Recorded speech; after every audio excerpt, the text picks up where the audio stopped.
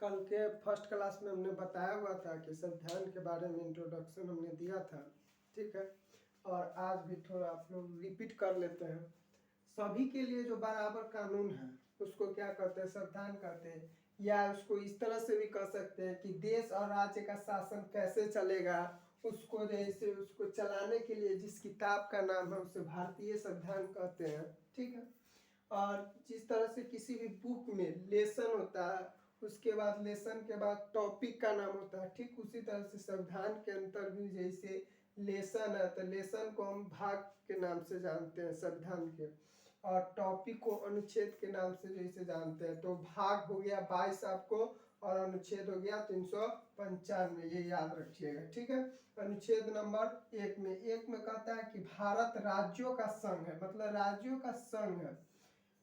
मतलब इसका मतलब हुआ कि ये राज्य कई राज्यों को मिलाकर जैसे एक देश है भारत, जिसको कभी भी राज्य को टूट कर जैसे अलग नहीं किया जा सकता या एक अलग देश नहीं बन सकता, क्योंकि राज्य जैसे संघों का एक समूह है, राज्यों का समूह है। इसका मतलब यही होता है कि जैसे कभी भी किसी राज्य जैसे अपने देश से अलग नहीं हो सकता, उसको इतना अधिकार नहीं दिया गया हुआ है, ठीक है। चलिए इससे आगे हम लोग चलते हैं। जैसे एक हो गया परिसंघ हो गया, संघ हो गया, एक संघ हो गया। तो ये दोनों तो आपको सेम लगता होगा, बट इंग्लिश में जैसे अलग हो जाता है। एक होता है फेडरेशन, एक होता है यूनियन। जैसे यूनियन जो है सो हम लोग के भारत हो गया, और ये जैसे फेडरेशन जैसे अमेरिका हो गया, ठीक है। हिंदी लगभग सेम है, तो अंतर आपको इंग्लिश से पता चल जाएगा, ठीक है। इंग्लिश से पता चल जाएगा। परिसंघ, परिसंघ उसे कहते हैं जिसमें छोटे छोटे राज्य आपस में जुड़कर और अपनी थोड़ी थोड़ी शक्तियां, मतलब कुछ कुछ जो पावर है वो केंद्र सरकार को देकर एक देश का जो इसे निर्माण कराता है, मतलब देश का एक निर्माण होता है। परिसंघ हमेशा ही छोटा छोटा जो राज्य रहता है उस राज्य जो इसे अपना कुछ शक्ति जो इसे केंद्र सरकार को दे देता है, और कुछ शक्ति अपने पास ही रखता है। और कुछ जो शक्ति जो केंद्र सरकार को देता है, वही केंद्र सरकार की वजह से क्या होता है, एक देश का वो अपना निर्माण करता है, जिसमें कई सारे राज्य, छोटे छोटे राज्य होते हैं, ठीक है। तो ये आप लोग समझ गया। परिसंघ जो है बहुत ही कमजोर होता है, उसको जब मन होगा तब वो तोड़कर अपना देश जो इसे बना सकता है। ये कमजोर होता है, इस कभी भी अलग हो सकता है, ठीक है। दूसरी इसमें एक खराब ये है कि आसानी से देश अलग हो जाती है, बहुत कमजोर होता है ये, आसानी से किस कभी भी अलग हो जाता है, ठीक है। और एक जो हम बताएं कि जो इसे फेडरेशन संघ, इसका मतलब जो ये अमेरिका में देखने को मिले, इसमें राज्य मिलकर एक देश का निर्माण तो करता है, और हर राज्य अपनी अपनी कुछ शक्तियां जो इसे देश को दे देते हैं, और देश को कहते हैं कि आप इन शक्तियों का प्रयोग करें। इसमें भी वही बात है कि इसमें भी क्या होता है कि कुछ शक्तियां अपने पास रखते हैं, कुछ शक्तियां जो है सो केंद्र सरकार को दे देते हैं, ठीक है। मगर इन शक्तियों का प्रयोग, इससे कोई भी राज्य अलग नहीं हो सकता, कोई भी राज्य अलग हो सकता है। इससे संघ, इसमें क्या होता है कि राज्य जो है अलग हो सकता है, ठीक है।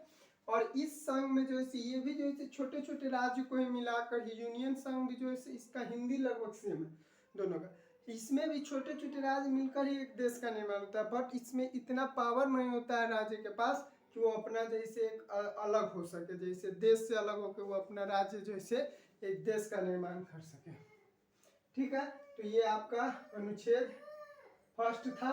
तो जैसे हमारा भारत कौन सा,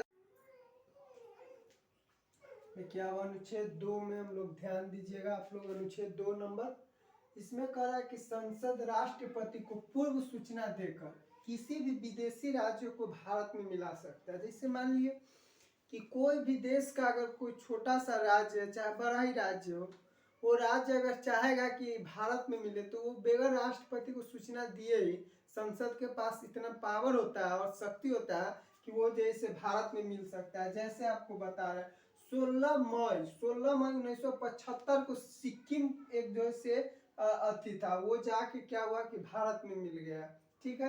अब अनुच्छेद 3 दीजिएगा। अनुच्छेद 2 तो आप लोग समझ लिए होइएगा कि संसद जो है बगैर राष्ट्रपति की सूचना देकर किसी भी विदेशी राज्य को अपने जो है भारत में जो है सो सम्मिलित कर सकता है, ठीक है।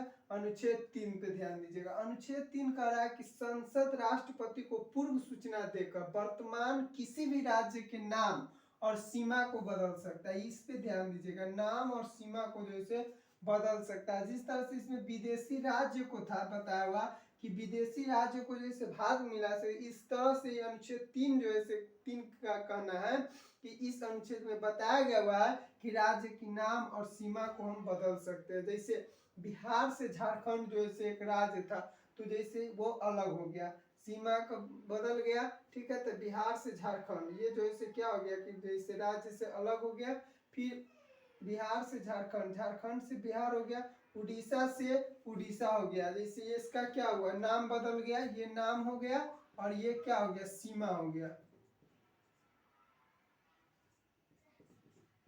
पहले जैसे उड़ीसा इस तरह से था, इस तरह से लिखाया था, तो यहाँ नाम बदल गया और ये बिहार से जैसे झारखंड क्या हो गया, सीमा जो है पहले झारखंड भी जो है बिहार में ही था, अब जो है बिहार अलग हो गया, झारखंड अलग हो गया, तो क्या हो गया, सीमा से उसका जैसे अलग कर दिया गया, ठीक है।